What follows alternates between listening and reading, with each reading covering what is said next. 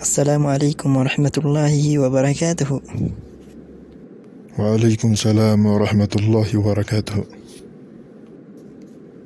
مي obboleessa kiyya waa si haa gaafadhu. Rakkoon qabu gaafadhu.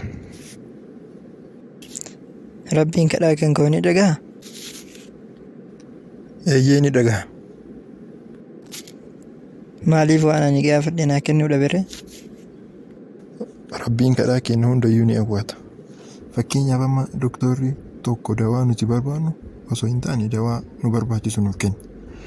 Waan si barbaachisa hunda rabbii keettu si caala beeka waan ta'eef rabbiin kenna kadhaa nu awwaata jedhee amma hedduu tokko siif galeedha yaada. Mee akkami siif galeera?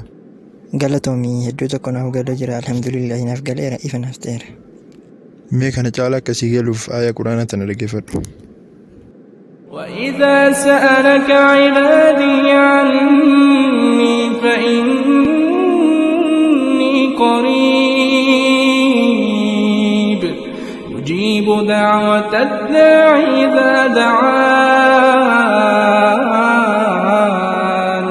فليستجيبوا لي وليؤمنوا بي لعلهم يرشدون.